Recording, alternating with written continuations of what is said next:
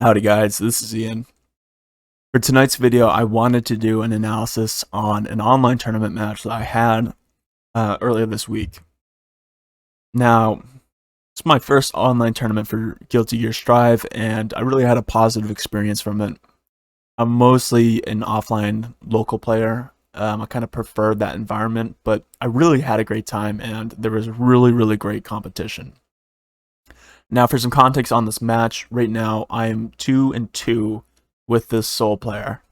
We're going back and forth between the games. It's pretty evenly split. The important thing to think about is that on a different day, this person wins. In the moment, on that day, on that specific time, I was able to cinch out the game. Spoiler. And I kind of want to talk about this little moment that happened at the end where my opponent kind of said something salty, but it was really an important and relevant feeling that anybody who's played fighting games has had. And I wanted to talk about why it can be a toxic mindset to have, and a better way that we can think about the situations that are similar to that moment. So let's get into it.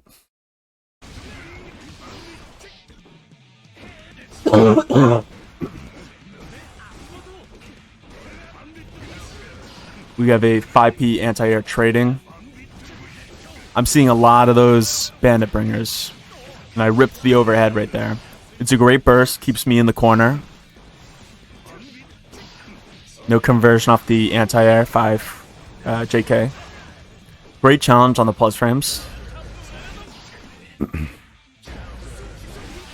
And a counter hit far slash to take the round.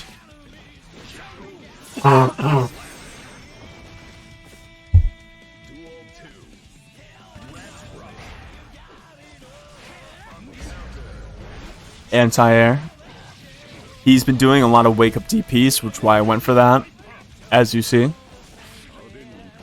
that actually ate the startup of my DP. 5p anti-air made easier thanks to the counter hit system change, which I'm such a huge fan.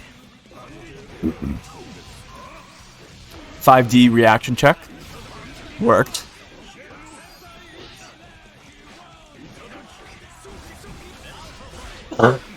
This is the big moment. The red RC to burst bait into the game winner. Now, as I was saying, in this moment, on this day, I was able to cinch it out. And I do think that on a different day, at a different moment, he cinches it out. It was really back and forth. I don't think he was, we were, neck and neck. That's all it was. But he comes out with the salty words. He responds, I say GG's. He responds with GG's, I hate this game. No doubt, it's not malicious. It comes from tournament sets being very, you have to put a lot of emotion when you know that you could lose. I think that's a really hard thing about tournaments. There's just someone has to lose, and you have to put yourself up there to be able to lose, and that could be really hard. It could be very frustrating, especially with a game that is, feels that close. This is the important line that I want to really focus on with this video, this analysis. This is the one time I think you will fast RC and get the confidence to burst. I get burst baited. Now, the moment that he's talking about is right here. The red RC to burst bait into the round win.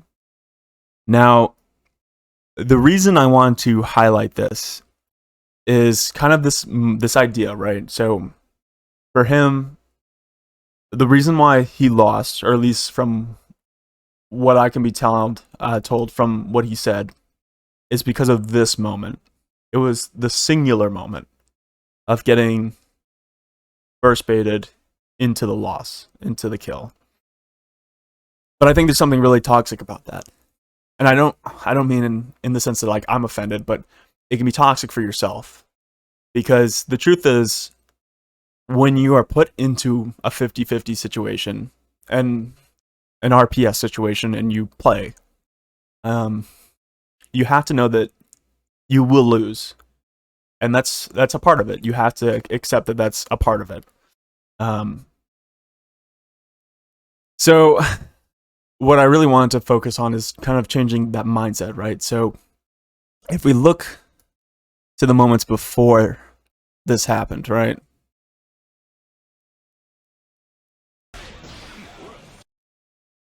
It's the wake up. This is important. Wake up 5K, which gets him hit, and then puts him in the situation where he feels like he has to decide, this is when I'm going to burst. Right?